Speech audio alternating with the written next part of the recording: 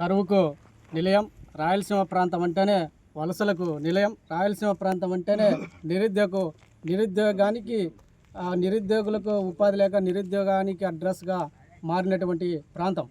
అట్లాంటి ప్రాంతంలో రాయలసీమ ప్రాంతంలోని కడప జిల్లాలో ఉక్కు ఫ్యాక్టరీ పెట్టి ఉక్కు పరిశ్రమలు స్థాపించి నిరుద్యోగ సమస్యను పరిష్కారం చేసి నిరుద్యోగ యువకులకు ఉపాధి కల్పిస్తామని చెప్పేసి ఆనాడు పార్లమెంటు సాక్షిగా కేంద్ర ప్రభుత్వం విభజన చట్టంలో రూపొందించడం జరిగింది. కానీ ఈరోజు దౌర్భాగ్యం ఏంటంటే అసలు పార్లమెంటు సాక్షిగా పార్లమెంటులో చట్టం చేసినటువంటి ఆ చట్టానికే దిక్కులేనటువంటి పరిస్థితి ఈరోజు పాలక వర్గాలు వ్యవహరిస్తున్నటువంటి పరిస్థితి ఉంది. ఇప్పటికి అసలు కడప జిల్లా ఉక్కు ఫ్యాక్టరీ అంటేనే ఇది శంకుస్థాపనల ఫ్యాక్టరీగా, శంకుస్థాపనల పరిశ్రమలుగా, ఇది శంకుస్థాపనలకే పరిమితిగా మారినటువంటి పరిస్థితి ఈరోజు ఉన్నటువంటి పరిస్థితి ఉంది.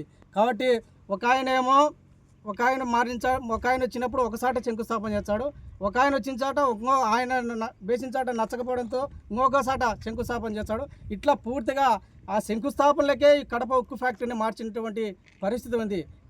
మేము ఈరోజు ఈ సందర్భంగా ఈ రాష్ట్ర ప్రభుత్వాన్ని, కూటమి ప్రభుత్వాన్ని, పవన్ కళ్యాణ్ గారిని, చంద్రబాబు నాయుడు గారిని, లోకేష్ గారిని అడుగుతా ఉన్నాం. అయ్యా, మీరు కడప జిల్లాలో మహానాడు నిర్వహించినప్పుడు మహానాడు వేదికగా మహానాడులో మీరు హామీ ఇచ్చారు.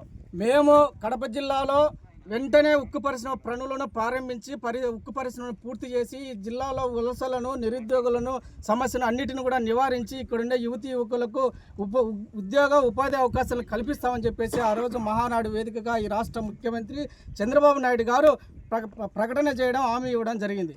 కానీ మహానాడు అయిపోయి ఈరోజుకి దాదాపు నెలలు గడుస్తూ ఉన్నా కానీ ఇచ్చిన హామీకి కానీ లేకపోతే ఇచ్చిన పిలుపుకి కానీ ఈ రోజుకి కూడా దాని మీద ఎట్లాంటి కదలిక కానీ ఎట్లాంటి స్పీడప్ కానీ లేకపోతే వాటి పరిష్కారం చేయాలా లేకపోతే దాన్ని అమలు చేయాలనేటువంటి పరిస్థితి ఇప్పటికి కూడా కూటమి ప్రభుత్వంలో కదలిక లేకపోవడం అనేది దుర్మార్గమైన విషయం. ఏదో వస్తారు, ఒక ప్రకటన చేస్తారు, ఏదో ఇక్కడుండే జనాలను మభ్యపెట్టడానికి, ఇక్కడుండే నిరుద్యోగులను ఆశ మీద నీళ్లు చల్లడానికి వాళ్ళ చిన్న వర్కులు చేయడం, లేకపోతే కాంపౌండ్ వాళ్ళు కట్టడం, లేకపోతే ఇంకా చిన్న వర్కులు చేసి ఇక్కడుండే ప్రజలను మభ్యపెడుతున్నారు తప్పితే సీరియస్నెస్గా లేకపోతే ఒక చిత్తశుద్ధిగా ఒక ప్రణాళికంగా ఇక్కడ ఖచ్చితంగా ఉక్కు ఫ్యాక్టరీని నిర్మించాలా, ఉక్కు పరిశ్రమను స్థాపించాలా, ఆ విధంగా నిరుద్యోగ సమస్యను పరిష్కారం చేసి ఈ కడప జిల్లా రాయలసీమ అభివృద్ధికి దీన్ని ఉపయోగపడే విధంగా చేయాలనే ఆశయం కానీ లేకపోతే ఆలోచన కానీ ఈరోజు ఈ రాష్ట్ర ముఖ్యమంత్రులకు కానీ ఇప్పుడు వచ్చిన ప్రభుత్వాలకు కానీ లేకపోవడం అనేది చాలా బాధాకరమైన విషయం.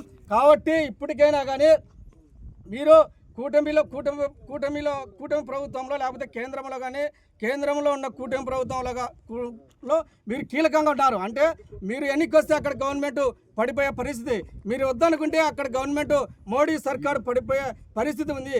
కాబట్టి మీరు మోడీ సర్కార్ పైన, కేంద్ర ప్రభుత్వం పైన ఒత్తిడి చేసి విభజన చట్టాన్ని అమలు చేయడం కోసం, విభజన చట్టంలో ఏదైతే మనకు చెప్పినారో ఆ విధంగా ఉక్కు పరిశ్రమకు నిధులు సాధించి ఆ విధంగా విభజన చట్టంలో రూపొందించిన హామీని సాధించే విధంగా మీరు కేంద్ర ప్రభుత్వం పైన, మోడీ సర్కార్ పైన ఒత్తిడి చేసి ఆ విధంగా నిధులు తీసుకొచ్చి దీన్ని పూర్తిగా ప్రభుత్వం ఆధ్వర్యంలో పరిశ్రమ నిర్మించి ఆ విధంగా ఈ జిల్లాలో రాయలసీమ ప్రాంతంలో ఉన్నటువంటి నిరుద్యోగ యువకులకు ఉపాధి అవకాశాలు కల్పించి నిరుద్యోగ సమస్యను, వలసలను నివారించి ఆపాలని చెప్పేసి ఈ సందర్భంగా మేము కూటమి ప్రభుత్వాన్ని డిమాండ్ చేస్తూ ఉన్నాం.